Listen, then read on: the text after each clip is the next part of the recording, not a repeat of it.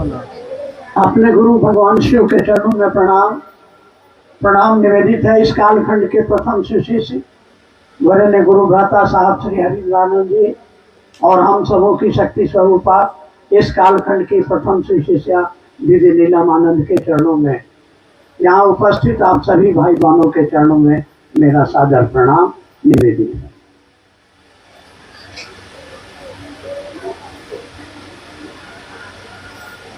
बड़े सौभाग्य के क्षण हैं ये।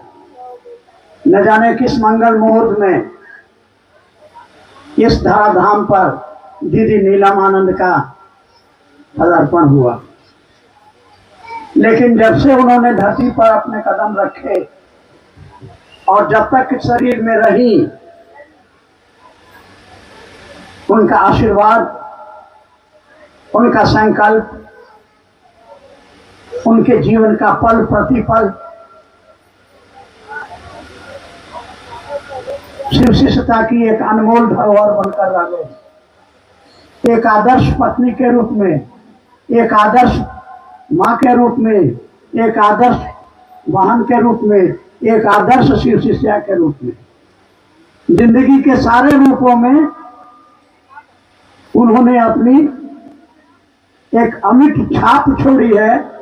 हमारे आपके लिए एक मिसाल, एक उदाहरण दिया है और साहब के इस कथन को सार्थक किया है कि रहो धरती पर, लेकिन धरती का होकर नहीं रहो। तब किसका होकर रहो? किसका होकर रहो? महादेव का होकर रहो। और इसीलिए मर मर के उन्होंने गुरु का कार्य किया और करते करते इस शरीर को त्याग किया। आइए, जब आज से करीब कितना साल हुआ? 88, कितना साल हो गया? 24 और अरे करीब हो गया 36 साल हो गया होगा, है ना। पहली बार पटना में पहुंचा मैं, दरवाजा पर बेल बजाया, दरवाजा खुला, प्रकट हुई एक आकृति, गोल मटोल गोल चेहरा। मेरे समझा कि तो लगता है चेहरे मोरे से बहुत प्रतिभाशाली, प्रभावशाली जरूर, क्योंकि साहब श्री हरिनानंद जी को, जिनको हमने पढ़ाया था कॉलेज में, जिनके साथ श्मशान और कब्रिस्तान की यात्राएं की, वो 20 साल पहले की घटना थी। अब बाद में पता चला कि शादी वादी हो गई है, भेंट नहीं हुई थी। तो मैंने हाथ बढ़ाया कि जरा चरण स्पर्श कर लेते हैं, आशीर्वाद दे लेते हैं, तो वो 2 कदम पीछे हट गई। और नहीं, पहले जैसे हमने कहा कि हम साहेबगंज, आप रामेश्वर भैया हैं, हमको लगा अजीब। हाथ बढ़ाया तो 2 कदम पीछे हट गए। नहीं, आप मेरे साहब के गुरु हैं, हम आपको प्रणाम करते हैं। पकड़ा मेरा हाथ और शरीर से तो बलिष्ठ ही ले जाकर के सीधे सोफा पर पटक लाने लगे। साहब अपना ऑफिस चले जाते थे, हमको फर्स्ट सोफा पर बैठा देती, अपने नीचे बैठ जाती, पनबट्टा ले लेती, पान काट रही है, चूना लगा रही है, बना के रखा रही है, गुनगुना रही है। हाँ भैया, ये भगवान का नाम रहेगा, वो रहेगा।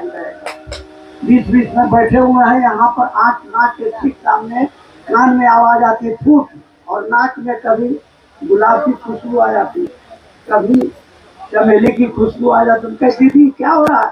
तो दूर ध्यान मत दीजिए। अब निर्भर करने बैठे बैठे मन करता था कि जरा घुमाए पटना, जैसे कमीज पहने। क्या बात है भैया, कहाँ जा रहे हैं? बैठिए, पान खाइएगा, चाय पीने का मन है, बैठिए, हम चाय बनाते हैं। सूरत गई, चाय बना के ले आई, पान बना के ले आई, फिर कुछ गुनगुनाना, कुछ भजन बनाना।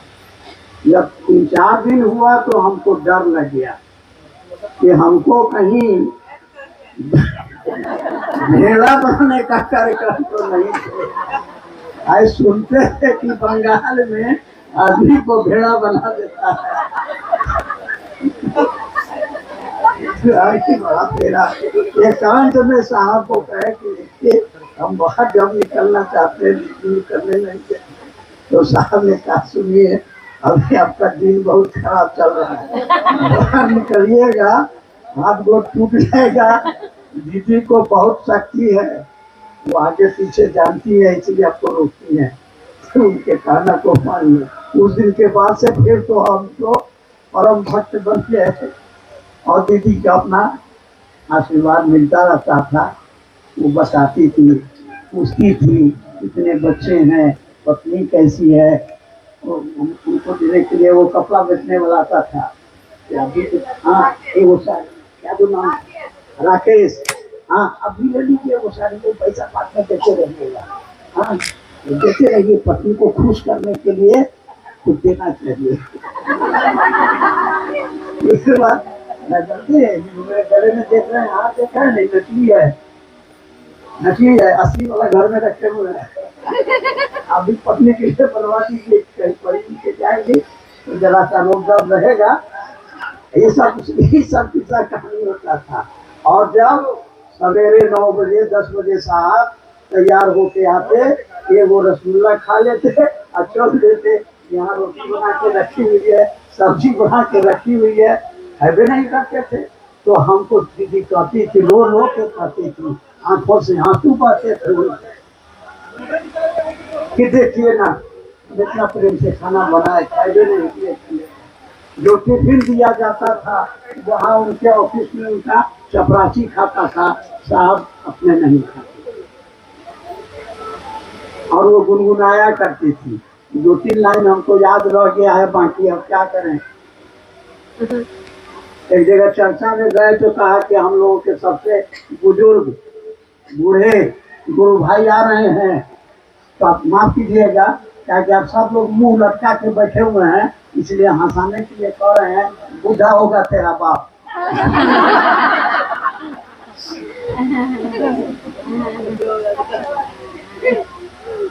क्या कि हम आपको दिखाई देते हैं बूढ़े, लेकिन हम बूढ़ा है नहीं।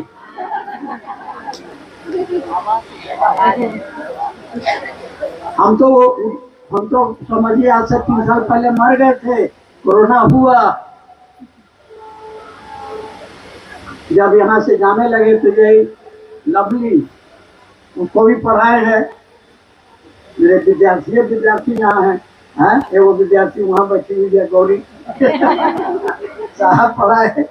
तो लवली ने कहा साहब को, हम कार में बैठ रहे, हमको हॉस्पिटल भेजा जा रहा है, कोरोना हो गया। लवली ने साहब को कहा, हमने भी सुना कि मंडल सर लौटेंगे नहीं क्या। साहब ने कहा कि फलना करते हुए हम उसको लौटा। फिर जब हॉस्पिटल चले गए तो वहाँ एक गुरु बना जो नर्स थी, क्या तो नाम है, नाम बुला गए।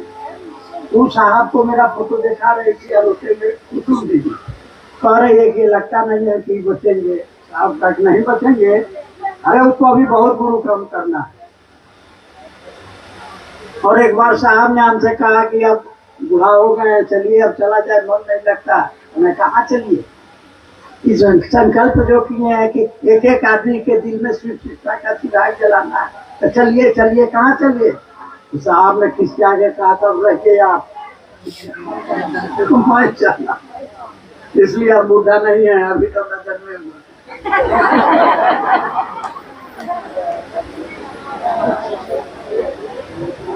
तो नीलम दीदी का जो प्रिय भजन जो हमको थोड़ा सा याद रह गया, 2-4 पंक्तियां आपको सुना देते हैं। क्या है, हमने तुमसे प्यार किया है जितना, कौन करेगा इतना, तेरी अदा के भोलेपन पर लुटते रहे हम जितना, कौन लुटेगा। ये पंक्तियां साहब पर भी लागू होती हैं, महादेव पर भी लागू। आपका मन करे अपने पति देव को कहिए, पति देव का मन करे तो अपनी पत्नी को कहे, मन करे तो अपने महादेव को कहिए, हमारी दीदी मीना, लेकिन कहिए पक्का वादा। तो नीलम दीदी का जो जीवन और उनके जीवन की घटनाएं पल प्रतिपल हमको महादेव की ओर जाने के लिए प्रेरित करती है।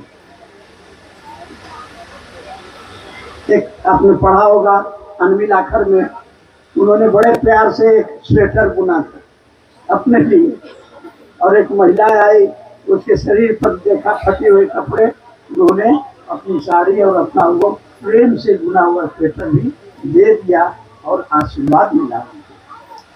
आज भी उनकी अलमारी बरखा दीदी हार गई खाली करते करते, खाली करती है हर साल, आदमी बढ़ जाता। ये है दीदी का आशीर्वाद,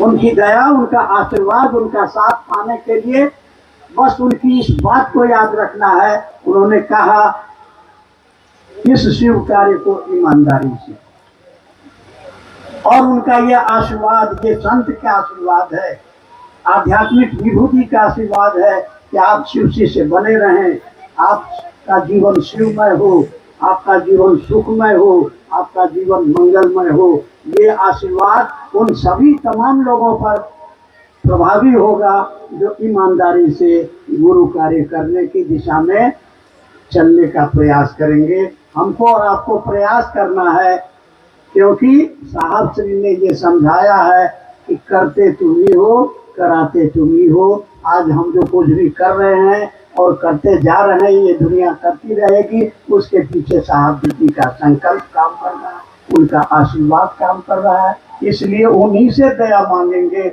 उन्हीं से आशीर्वाद मांगेंगे और उस दिशा में चलने का प्रयास करेंगे। वह दिशा क्या होगी?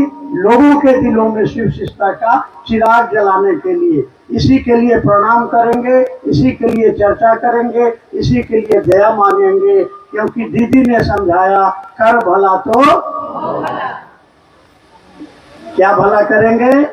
लोगों के दिलों में शिव शिष्टता का चिराग। मेरे साहब ने कहा इससे बढ़िया काम, इससे बढ़िया यज्ञ, इससे बढ़िया दान, इससे बढ़िया तप इस मानव शरीर में और दूसरा कुछ भी नहीं है। और इस काम को करके आज धरती कह रही है कि जब तक सूरज चांद रहेगा साहब दीदी। क्यों कहा?